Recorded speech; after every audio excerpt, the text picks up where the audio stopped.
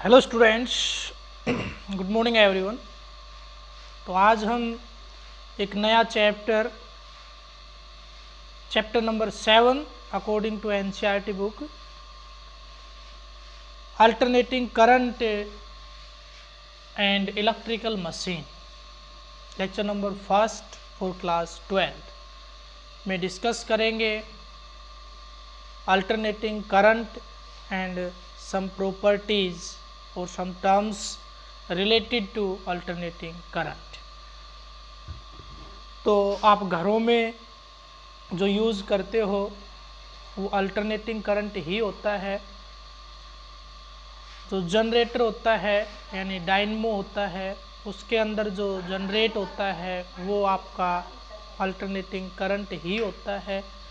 यानी ऐसा कोई डायनमो या जनरेटर नहीं है जिसकी हेल्प से डायरेक्ट करंट इंड्यूस्ड करवाया जा सके। हमेशा कौन सा ही होता है, अल्टरनेटिंग करंट ही इंड्यूस्ड हो सकता है। इट मीन्स जब आप 10th क्लास में पढ़ते थे तो आपने पढ़ा था इलेक्ट्रिक जनरेटर, और उसमें क्या होता था, हम मैकेनिकली उसको फोर्स देते थे, उसके बाद किसी भी फ्यूल की हेल्प से आर्मेचर मैग्नेटिक फील्ड के अंदर रोटेट करने लग जाती थी, and due to which an EMF is induced in that armature. उस आर्मेचर के अंदर एक ईएमएफ इंड्यूस्ड हो जाता था। फिर उसके बाद हम पढ़ते थे उस ईएमएफ का जो मैग्नीट्यूड है, या मैं ये कहूँ कि ईएमएफ जो इंड्यूस्ड हुआ है और जो आपके पास आर्मेचर उसका कोई ना कोई रेजिस्टेंस रहेगा, तो वहाँ पे अगर मैं ओम्स लॉ लगा दूँ तो मेरे को करंट देखने को मिलेगा।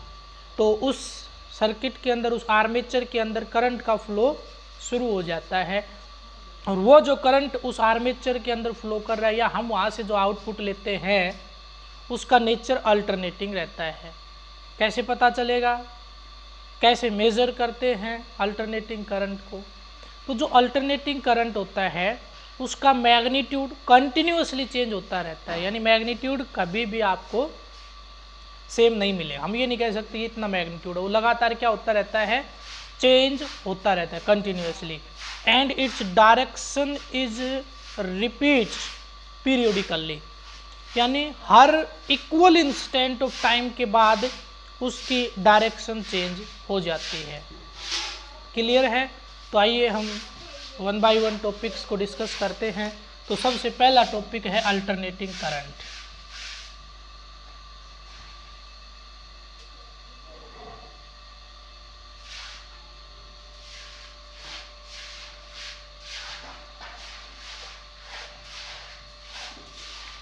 अल्टरनेटिंग करंट नोट कीजिए,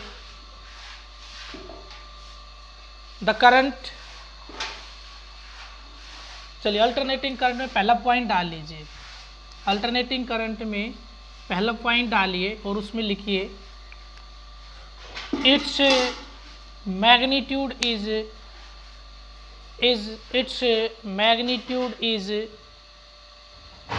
changes continuously. Magnitude is changes continuously.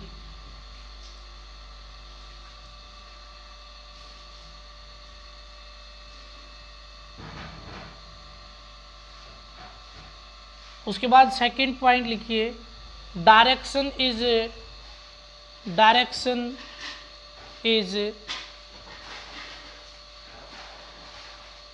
Reverses periodically. Direction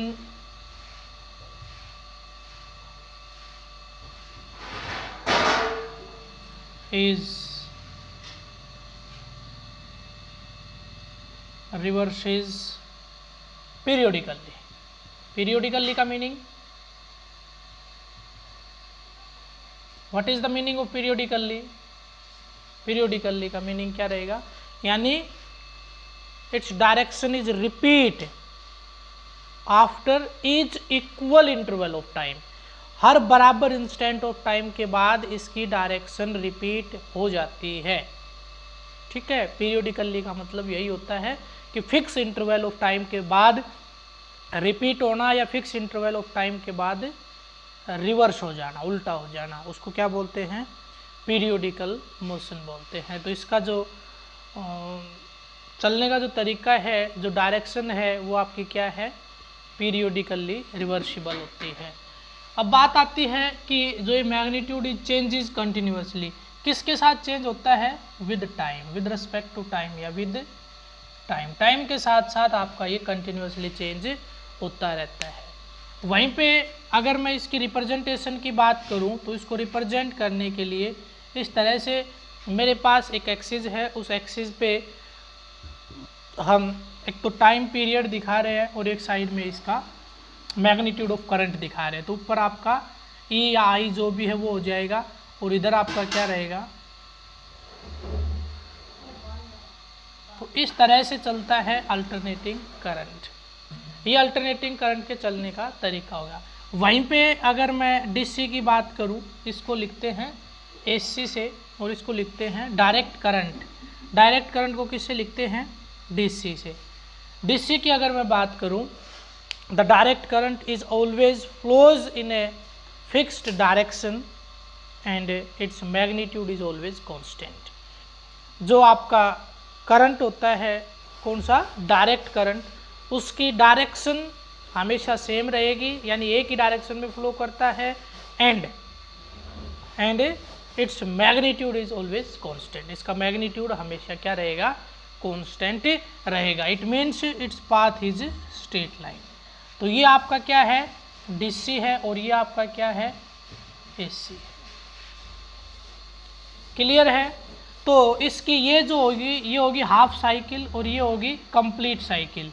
तो एक कंप्लीट साइकिल के अंदर जो टाइम लगेगा, यानी एक साइकिल को कंप्लीट करने में जो टाइम लगेगा, उसको तो बोलते हैं टाइम पीरियड, ठीक है। और जो आपका एक साइकिल के अंदर आपका, ठीक है, उसके बाद बात करते हैं कि यहाँ पे एक साइकिल में एंगल कितना चेंज हो जाता है, 360, ठीक है। और 360 को मैं लिख सकता हूँ विच इज़ इक्वल टू पाई। तो रिपीट हो रहा है कोई अगर मोशन, यानी इस ये आपका टाइम एक्सिस है, इसके टू एंड फ्रो है, क्या है, टू एंड फ्रो। तो ऐसे मोशन की फ्रीक्वेंसी भी होती है, तो फ्रीक्वेंसी का फॉर्मूला होता है 1/t। ऐसे ही फिर इसकी वेलोसिटी आती है। ये सारी चीज़ें हम इसके अंदर डिस्कस करने वाले हैं। तो चलिए पहले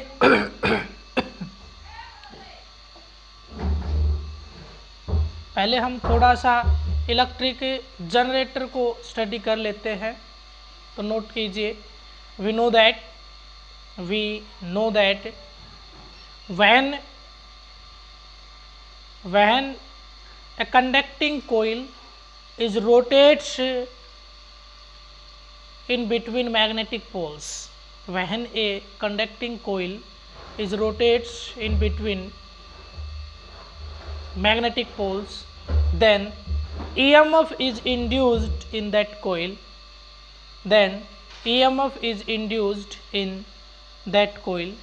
which is given by E is equal to E naught sin omega t। अब देखिए यहाँ पे E की वैल्यू ये है instantaneous value of EMF, E note that is the peak value और एम्पलीट्यूड या मैक्सिमम वैल्यू, और sine omega t means that is the function of time. किसका फंक्शन है, ये टाइम का फंक्शन है। तो चलिए अब मैं बात करता हूँ कि जिस कोयल के अंदर ये EMF इंड्यूस्ड हुआ है, उसका अगर मैं कुछ रेजिस्टेंस मान लूँ। देखिए, suppose the coil in which this EMF is produced और induced, the coil in which this EMF is induced having resistance R, therefore according to Ohm's law I is equal to V upon R होता है, V की जगह क्या है, E, तो क्या कर दूंगा मैं, E upon R। This is equation number first. फिर उसके बाद क्या लिखोगे, now by using equation first we can write I is equal to, इस ई की जगह पे क्या रख दूँ, ये वैल्यू रख देता हूँ, E naught upon R sine omega T, और इसको मैं क्या कर देता हूँ आई नोट। तो अपने पास फाइनल रिजल्ट आ गया, I is equal to I naught sine omega T, where I is the instantaneous value of current. Note कीजिए, where I is the instantaneous value of AC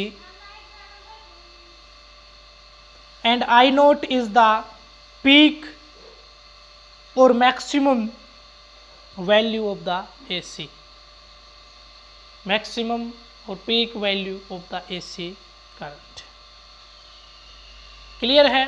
चलिए उसके बाद मैं बात करता हूँ कि जो हमने एक डायग्राम बनाया था, उस डायग्राम में देखा था कि जो अल्टरनेटिंग करंट है उसका चलने का जो पाथ है, जो ट्रेजेक्ट्री अगर मैं देखूं तो कुछ इस तरह की होती है।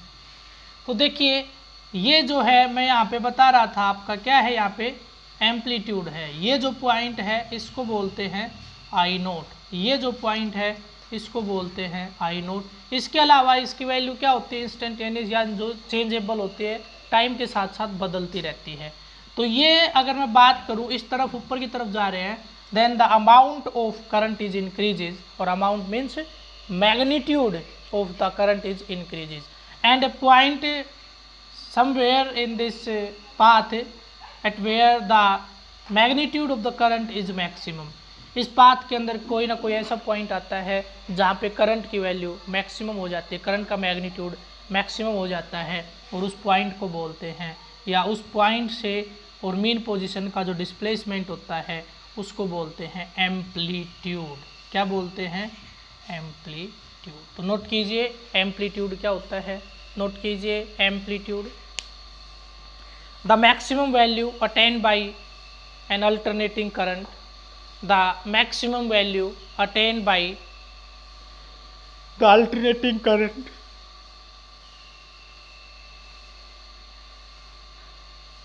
Either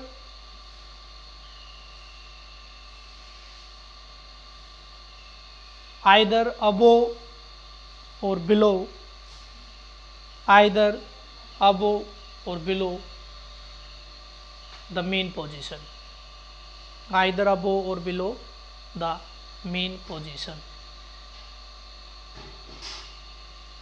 It is represented by I naught, it is represented by I naught। इसको किससे रिप्रेजेंट करते हैं, I naught से रिप्रेजेंट करते हैं। It is represented by I note.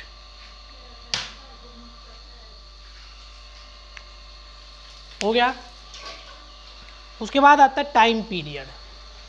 देखिए यहाँ पे टाइम पीरियड है, उसको जो टाइम पीरियड कहीं पे नाम आ जाए तो उसको लिखेंगे कैपिटल टी से, लेकिन आप यहाँ पे देख रहे हो टी यहाँ पे भी आ चुका है।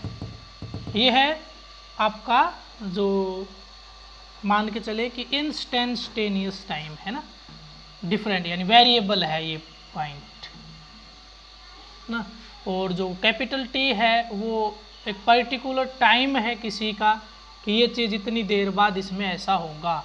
तो टाइम पीरियड अगर हम किसी टू एंड फ्रो मोशन का देखें तो टाइम पीरियड का मतलब होता है time taken to complete one cycle. एक साइकिल को कंप्लीट करने में जो टाइम लगे उसको क्या बोलते हैं, टाइम पीरियड बोलते हैं। तो टाइम पीरियड हम अल्टरनेटिंग करंट का लिख रहे हैं, what is the time period,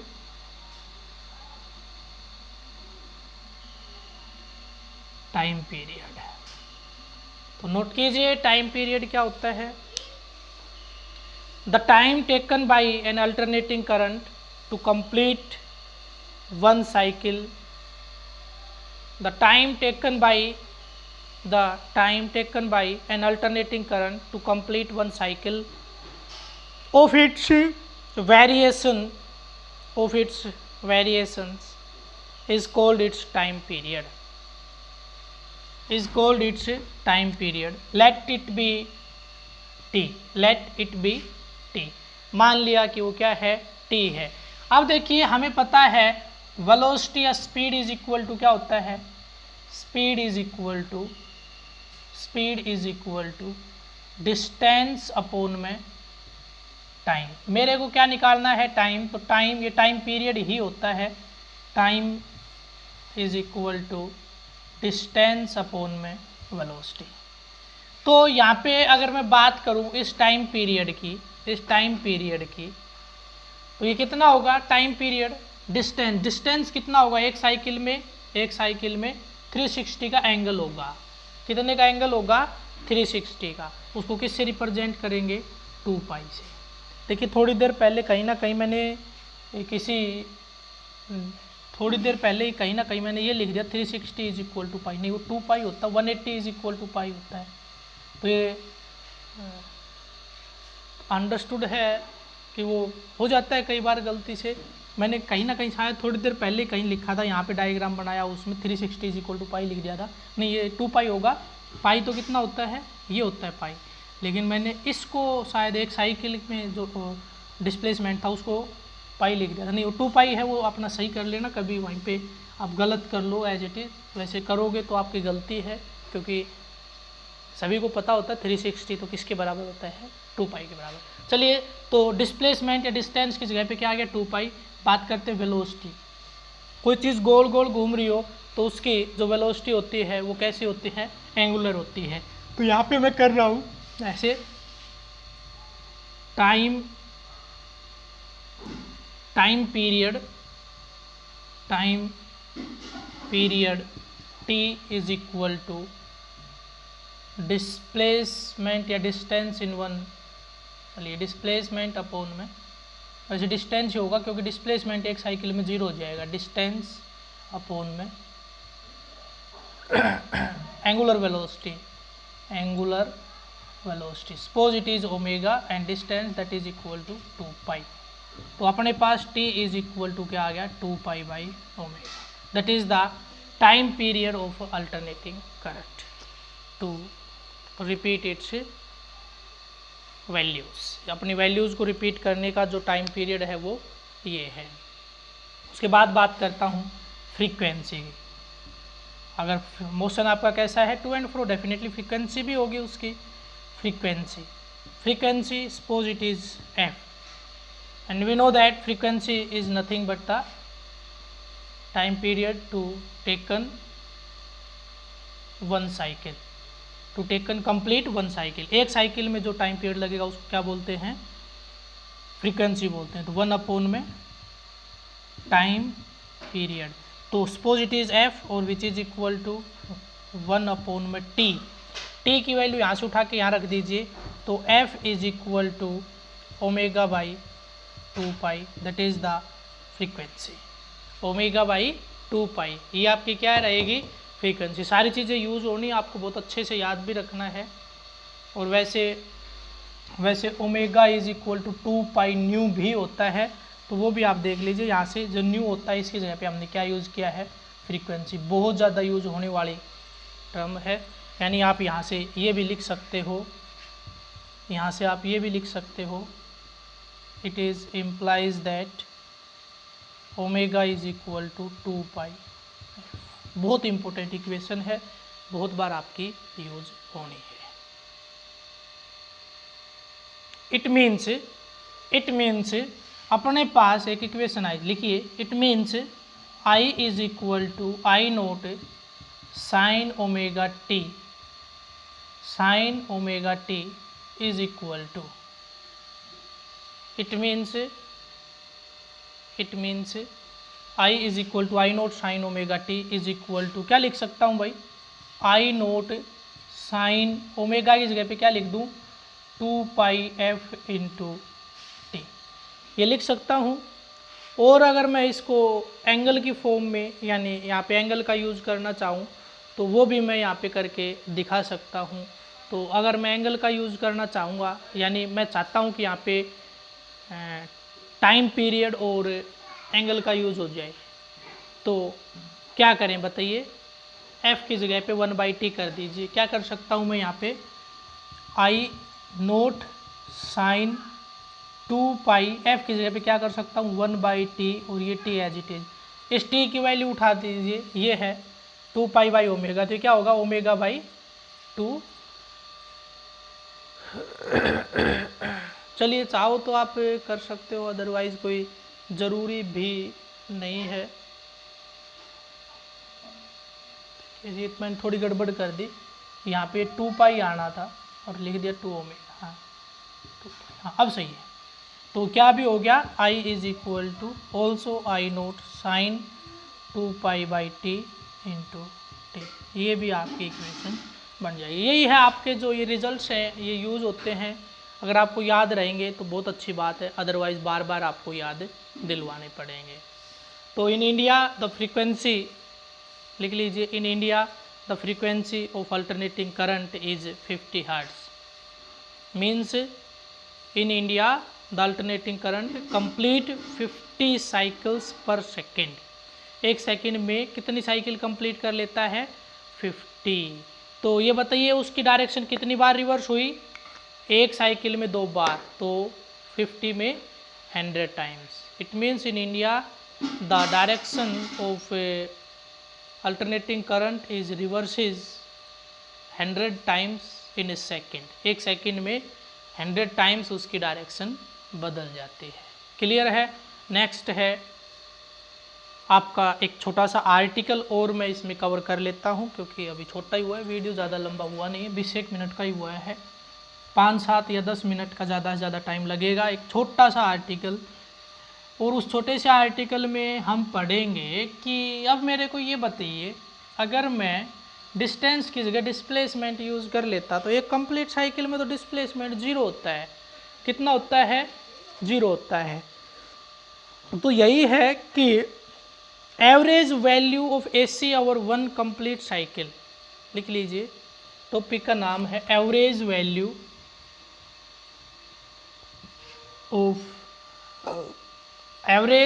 of alternating current, average value of AC our 1 complete cycle, our 1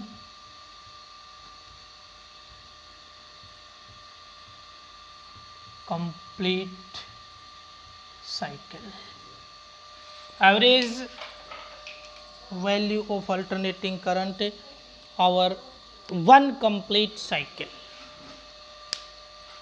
एक कंप्लीट साइकिल में एवरेज वैल्यू क्या रहेगी, लिखिए। we know that alternating current at any instant of time, alternating current at any instant of time is represented by the equation I is equal to I naught sin omega t। at any time is represented as I is equal to I naught sin omega t। Suppose at that instant total amount of charge dq is moves from one point to moves in a particular direction in a small interval of time dt। किस में dt में। therefore I is equal to dq by dt, therefore I is equal to dq by dt or dq is equal to I dt। this is equation number first। now by using equation first we can write dq is equal to I naught sin omega t dt। ठीक है। if total charge is q then integration of dq is equal to q is equal to integration of I naught sin omega t dt, limit एक complete cycle, यानी कहाँ से कहाँ 0 to t, ये हम time period यहाँ पे रखेंगे। अब इसका इंटीग्रेशन करना है, बाकी कुछ भी नहीं। therefore q is equal to इसका इंटीग्रेशन कर दीजिए। देखिए आई नोट कॉमन है, बाहर ले आता हूँ, आई नोट को मैं बाहर ले आया। अब मेरे को इंटीग्रेशन करना है किसका, साइन ओमेगा टी का। तो आप सभी को पता है साइन का होता है minus of cos omega T, और ओमेगा टी का क्या आ जाएगा अपॉन ओमेगा। लिमिट आपको रखनी है 0 to t, लिमिट आपको रखनी है 0 to t। Now put the value of omega, now put the value of omega in terms of T, in terms of T. Omega की वैल्यू इन टर्म्स ऑफ टी रख दीजिए, तो आपको पता है time period is equal to क्या आया था, वही velocity is equal to displacement upon में टाइम वाले फॉर्मूला से मैंने आपको टाइम पीरियड निकलवा के दिखाया था। तो वो आपका बना था ओमेगा की वैल्यू निकलवा के दिखाई थी, omega is equal to displacement upon में टाइम यानी 2π/t। तो यहाँ पे मैं रख देता हूँ 2π/t। तो यहाँ का जो 2π/t है वो तो इधर ले आऊँगा, तो क्या हुई is equal to I0 upon में 2π/t। अंदर आपका बच गया minus of cos omega t 0 to t। Now put the limit, upper limit minus lower limit. अब मैं क्या करूँगा, upper limit minus lower limit कर दूँगा। तो यहाँ पे भी अगर मैं ओमेगा की वैल्यू रख दूँ तो यहाँ पे भी और यहाँ पे भी एक साथ, तो ये क्या हो जाएगा आपका 2π/,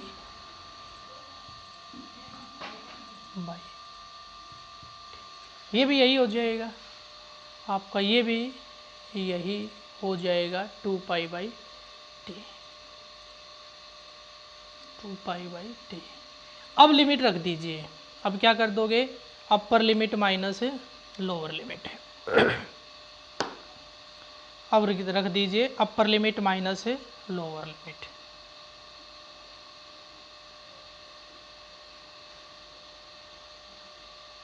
तो लिमिट किसकी जगह पे रखी जाएगी, स्मॉल t की जगह पे रखी जाएगी। तो रख दीजिए स्मॉल t की जगह पे लिमिट रख दीजिए, Q is equal to I0 upon में 2π। ये ध्यान रहे यहाँ पे ये जो है ना, ये थोड़ा सा मैंने लिखने में गड़बड़ की है, ये 2π/t इंटू टी, एंगल के ही t है, कंप्लीट के t नहीं। अगर कंप्लीट का होता तो मैं बाहर ले आता, इसलिए छोड़ना पड़ रहा है कि एंगल का है, और एंगल को बाहर लेके नहीं आ सकते। ये t चला गया ऊपर है ना, ये वाला अंदर क्या बच गया माइनस ऑफ, या माइनस को बाहर ले लें, माइनस को बाहर ले लेते हैं, कोई बड़ी बात नहीं है, माइनस बाहर ले लिया हमने, तो क्या हो जाएगा कोस 2π/t, अपर लिमिट इसकी जगह पे रखेंगे t की जगह पे, into T 2π/t into T minus cos 0, minus cos 0। तो अब यहाँ पे इस t से ये t कैंसिल, कोस 2π 4π 6π 8π इन पे क्या होता है 1, और कोस 1π 3π 5π इन पे क्या होता है -1। तो यहाँ पे क्या आएगा 2π/1, क्या आएगा 1 minus of I0 into T upon 2π cos, इसकी जगह पे क्या आएगा कंप्लीट की जगह पे cos 2π is equal to, cos 2π is equal to 1 होता है, तो ये आ गया 1, और कोस 0 भी क्या होता है 1, 1 माइनस 1 क्या हो गया 0, 0 into something 0। And in complete one cycle total amount of charge is transferred from one point to one point another point is 0। कितना ट्रांसफ़र हुआ है 0। It means I average is equal to Q/T, आई AVG is equal to Q/T और which is equal to 0। ठीक है, वो आपका क्या आ जाएगा 0 आ जाएगा। तो आप नोट कर सकते हो यहाँ से एक point, the average value of alternating current over A cycle of AC is 0, over A cycle of AC is 0। एक छोटा सा क्वेश्चन कॉन्सेप्ट जो बहुत बार आपका पेपर में आता है वो और एक्सप्लेन कर लेता हूँ। वो ये है कि अपने पास एक गैल्वेनोमीटर होता है, ऑर्डिनरी मूविंग कॉइल गैल्वेनोमीटर, जो हम पढ़ चुके हैं। वो बुक में देखिए, ये तो कन्फर्म है, उसको हम AC के मेजरमेंट के लिए यूज़ नहीं कर सकते, DC के लिए कर सकते हैं। ये पेपर में लिखा हुआ आता है पहले से कि हम, या पूछ लेता है कई बार, क्या एक मूविंग कॉइल गैल्वेनोमीटर को AC मेजरमेंट के लिए यूज़ कर सकते हैं, हाँ या ना? एंड सपोर्ट योर आंसर, अपना आंसर जो भी हो यस या नो उसको आप सपोर्ट कीजिए। ये क्वेश्चन आपका आ जाता है। कई बार क्या आ जाता है कि moving coil galvanometer is never be use to measure the AC, why it is so, ऐसा क्यों होता है? ऐसा क्यों होता है? सबसे पहले आपका रीजन क्या होना चाहिए? वी नो दैट, नोट कर लीजिए, नोट कर लीजिए, a moving coil galvanometer never be use to measure alternating current. A moving, star point note कर लीजिए, star point, a moving coil galvanometer is never be use to measure the alternating current. ठीक है, अब note कीजिए reason, reason क्या रहेगा? Reason लिख लीजिए, because moving coil galvanometer is a device which works on, moving coil galvanometer is a device which works on magnetic effect of current, which works on magnetic effect of current, magnetic effect of current. And in case of AC, the value of current,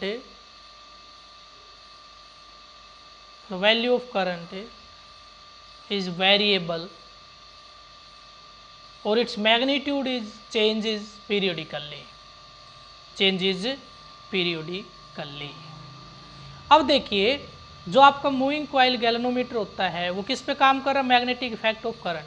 तो जब आपका magnetic यानी magnetic field यानी B की value, field strength ज़्यादा रहेगी तो deflection ज़्यादा, कम रहेगी तो कम। लेकिन इन केस ऑफ AC जो मैग्नेटिक फील्ड होता है B, हमने पढ़ा है कि B is directly depend upon I। किस पे डिपेंड करता है? I के ऊपर। B is directly depend upon I।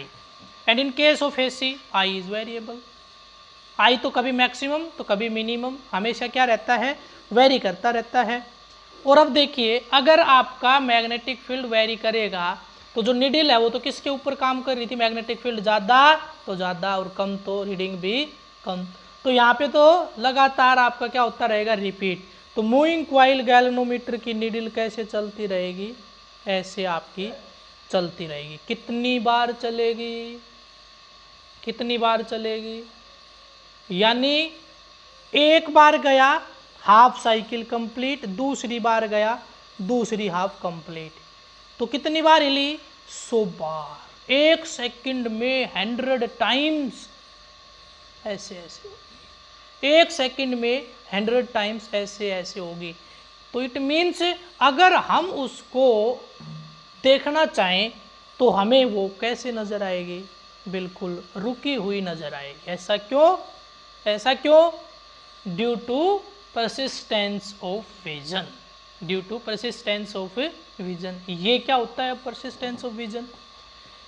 कि परसिस्टेंस ऑफ विजन यानी कोई भी इमेज अगर हमारे आईज के सामने आए तो उस ऑब्जेक्ट अगर हमारे आई के सामने आए तो उसकी इमेज रेटिना पे बन जाती है। तो उसको हटाने के 1/16 सेकंड तक उसकी इमेज माइंड पे रहती है या उसकी इमेज रेटिना पे रह जाती है। यानी 1/16, 1 सेकंड में 16 टाइम्स, 1 सेकंड का 1 सेकंड का 16वां हिस्सा वहाँ तक आपकी इमेज रेटिना से नहीं हटती है। और हम 1 सेकंड में 100 टाइम्स उस इमेज को चेंज कर रहे हैं तो हमारी आई को क्या लगेगा कि निडल तो वहीं की वहीं है। नोट कीजिए, नोट कीजिए क्या रीजन दिया था? Because moving coil galvanometer is works on magnetic effect of current and the reading shown by the moving coil galvanometer is vary with varying current through the coil, is vary with varying current through the coil. And in case of AC, and in case of AC, the current is varying continuously, current is very continuously, current कैसे very करता है, continuously, and it's direction is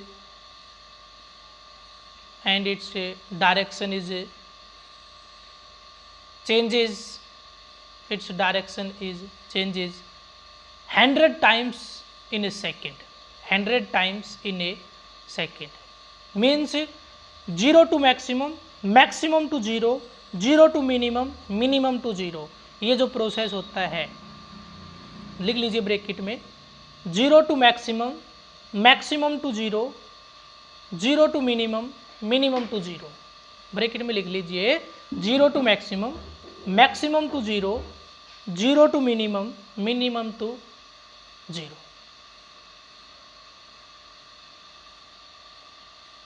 ठीक है, and due to persistence of vision, we are not able to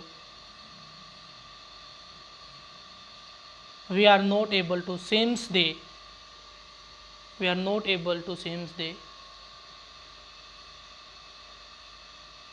deflection of the galvanometer needle,